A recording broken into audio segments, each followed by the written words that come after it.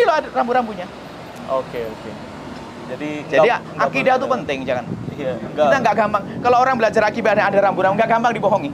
Jangan sampai keluar dari rambu-rambu Rambu-rambu, intinya ya, cuman Islam. rambu-rambu dalam Islam. Yang di dalam tertentu Anda boleh. Kami juga boleh karena ini masalah keahlian. Mohon ini hal-hal semacam ini kadang-kadang dijadikan bahan untuk memecah belah umat, dipikir mencaci, mengolok dan sebagainya. Karena apa? Islam mengajarkan keindahan. Sehingga kita juga tidak boleh ya caci maki, olok-olokan, tidak boleh. Tapi ini rambu-rambu. Maka rambu-rambu adalah untuk kaum muslimin saja. Wallahu a'lam bishawab. Assalamualaikum Bu ya. Wassalamualaikum warahmatullahi wabarakatuh. Sedang viral pengobatan oleh Ibu Ida Dayak, yaitu pengobatan yang bisa menyembuhkan orang tuli jadi bisa mendengar dan bisu bisa berbicara. Bisa juga menyembuhkan patah tulang, orang lumpuh bisa jalan meskipun jalannya belum lancar Bu ya. Dan semua itu dilakukan dalam sekali pengobatan. Pengobatannya hanya dengan memijat bagian yang sakit dengan minyak. Apakah kita sebagai umat Islam boleh berobat ke sana Bu ya? Karena ribuan orang mengantri untuk berobat ke Ibu Ida Dayak Bu ya. Mohon bimbingannya. Wassalamualaikum warahmatullahi wabarakatuh. Kami ucapkan kepada siapapun yang hidupnya bermanfaat untuk umat, untuk manusia, maka harapan kami adalah semoga Allah memberikan kebaikan. Memberikan kebaikan kepada orang-orang yang bermanfaat untuk kemanusiaan. Dan semoga memberikan petunjuk. Lebih tinggi lagi pangkatnya nanti. Seperti itu. Ada orang hidupnya memberikan pertolongan. Bukan urusan pengobatan saja. Orang non-muslim berbuat baik. Sedekah, berderma. Maka Allah akan beri imbalan, tapi di dunia. Akan beri kebaikan di dunia. Adapun urusan akhirat adalah sesuai dengan keimanannya. Selagi dia tidak iman, tidak mendapatkannya. Kan begitu.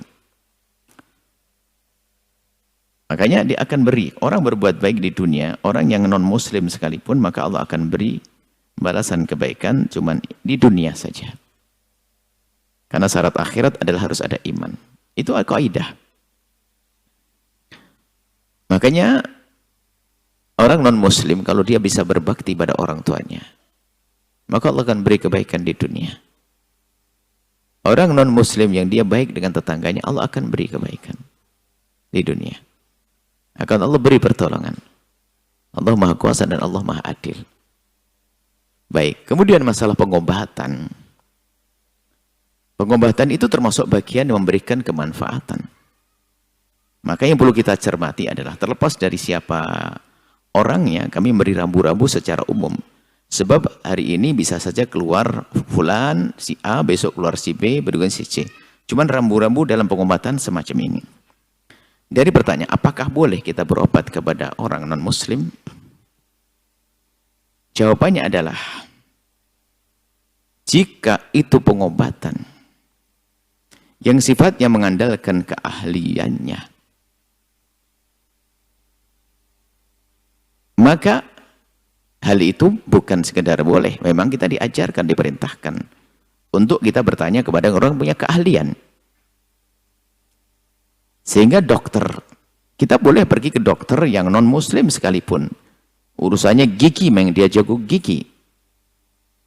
Maka kita bawa ke gigi kita agar dibenahi oleh seorang non-muslim sekalipun. Tentunya masalah dalam Islam ada aturan dokter laki perempuan, itu kan ada aturan dalam Islam. Tapi secara umum, Anda seorang wanita muslimah ingin benahi gigi Anda kepada seorang dokter non-muslim, maka sah-sah saja. Ini berkenaan dengan keahlian. Termasuk operasi segala macam, sama diperkenankan. Karena berkenaan dengan keahlian. Keahlian adalah sesuatu yang dipelajari secara zahir. Maka jika halnya semacam itu kepada siapapun, pengobatannya sah. Karena dia keahlian.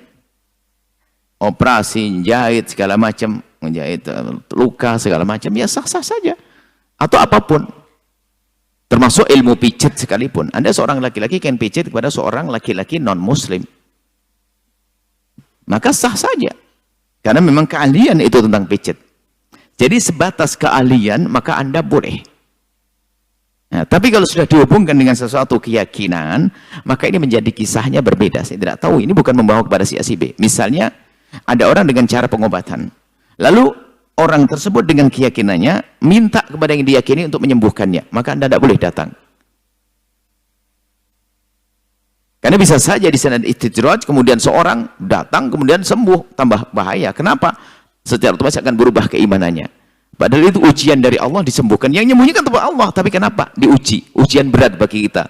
Berangkat ke orang yang suka ngobati, tapi menghubungkan dengan keyakinannya, lalu disampaikan kepada pasien, tak taunya sembuh. Pasiennya bisa berubah iman. Ini bahayanya. Tapi selagi tidak ada hubungannya dengan hal-hal keyakinan semacam itu, maka sah saja kita pergi. Seperti dokter dan lainnya. Tukang pijat dan sebagainya. Ada istilahnya di Jawa sangkal putung. Kalau ini sah-sah saja. Kalau itu memang keahlian dan terbukti. Dan tidak menghubungkan dengan keimanan. Tapi kalau sudah, saya akan minta kepada Tuhan saya namanya pohon pisang. Semoga engkau sembuh. Nah, nggak boleh kita datang. Sembuh betulun, kita besok beriman kepada pohon pisang. Nah, makanya tolong perhatikan. Jadi terlepas dari benar tidaknya berita itu. Jadi rambu-rambu dalam berobat semacam itu. Jika dihubungkan keyakinan, nggak boleh Anda datang. Bisa jadi Anda sembuh, ujian bagi Anda. Iman Anda hilang, na'udzubillah. Makanya kenapa tidak boleh datang ke dukun dan sebagainya? Karena dukun tidak dinisbatkan kepada Allah, menyebabkan sesuatu yang membahayakan. Tak taunya sembuh, yang menyembuhkan Allah sebetulnya.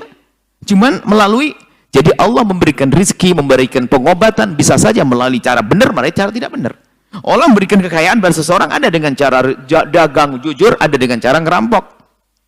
Bisa kaya orang merampok, bisa. Tapi kaya yang ngerampok. Koruptor bisa kaya, kaya korupsi. Jadi bisa saja rizki itu Allah berikan kepada manusia dengan cara benar, dengan cara yang baik. Dengan cara yang jelek. Termasuk pengobatan bisa saja ujian. Diuji oleh Allah dengan berobat dengan cara yang haram, na'udzubillah. Cara yang tidak benar atau cara benar. Maka Anda harus paham dalam hal ini. Adapun orang itu punya agama tertentu, ya suka-suka. Orang yang non-muslim. Ini akan rambu-rambu seorang muslim. Anda seorang muslim. Yang harus Anda jaga pertama adalah iman Anda.